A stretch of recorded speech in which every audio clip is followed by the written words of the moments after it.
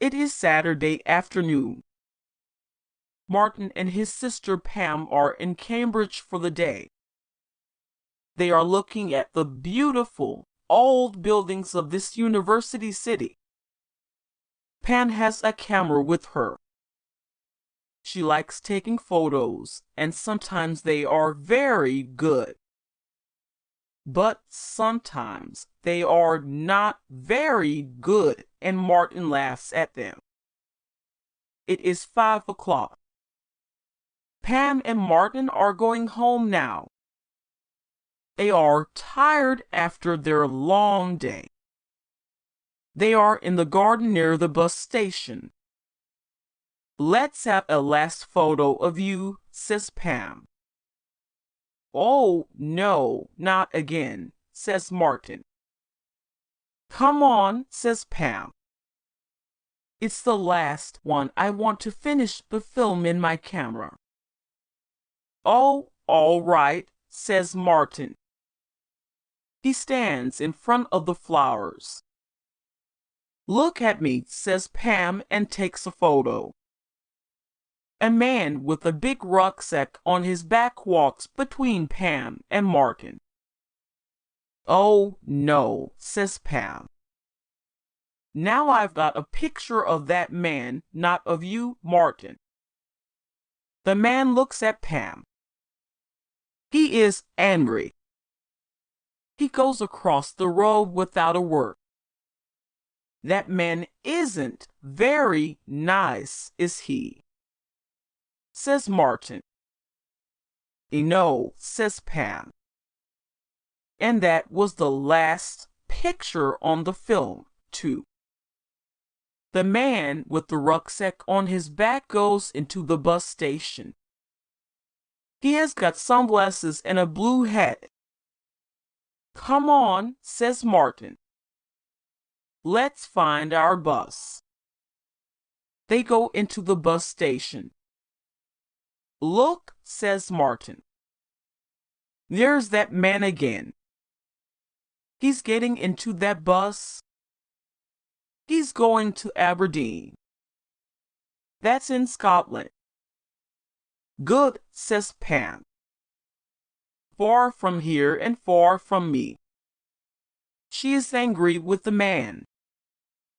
3 days later, on Tuesday, Pam has got her photos from the shop.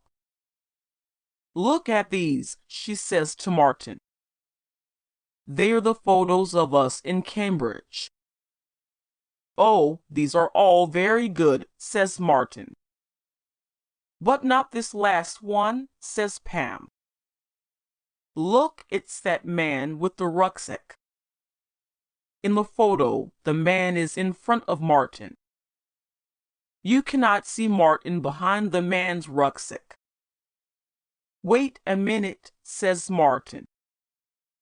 "I know that face.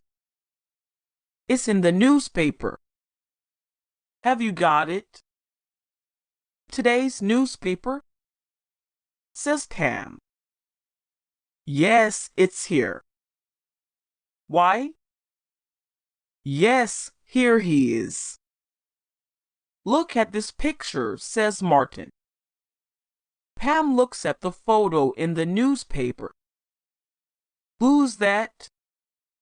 she asks. "It says in the paper his name's Alan Rook," says Martin.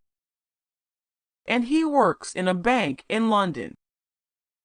But on yesterday morning, no Alan Rook. The people at the bank don't know where he is. And they say he's got £100,000 with him. The police are looking for him, too.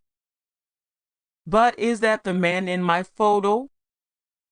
asks Pam. "He hasn't got a beard and he hasn't any hair."